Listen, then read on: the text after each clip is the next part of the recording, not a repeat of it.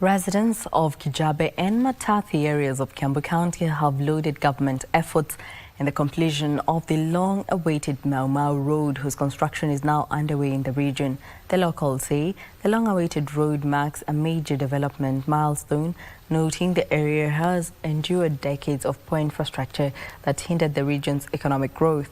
Speaking during an interdenominational prayer service seeking the safety of road users in the newly constructed stretch, residents who are predominantly farmers said the road network will ease access to essential services including markets, saving them from the wrath of brokers who initially took advantage of inaccessibility in the region. Takuwa hizi na juu sisi ni wakulima, chakula chetu kilikuwa kinanunuliwa kwa bei nafuu sana juu wanunuzi walikuwa wanasema kujia hapa ni ngumu. Tumepata pesa ya kutosha kumalizia hizi barabara, na hii ambayo inaenda Maimahio itaisha by the end of this month. Mwisho wa mwezi huu tutakuwa tayari barabara yenyewe imefika Maimahio, na ni kumaanisha kwamba itaweza kufungua hii area yetu vizuri. Wakimaliza Maimahio bado tuko na sehemu zingine upande wa juu ambapo watakuja kujenga kwenda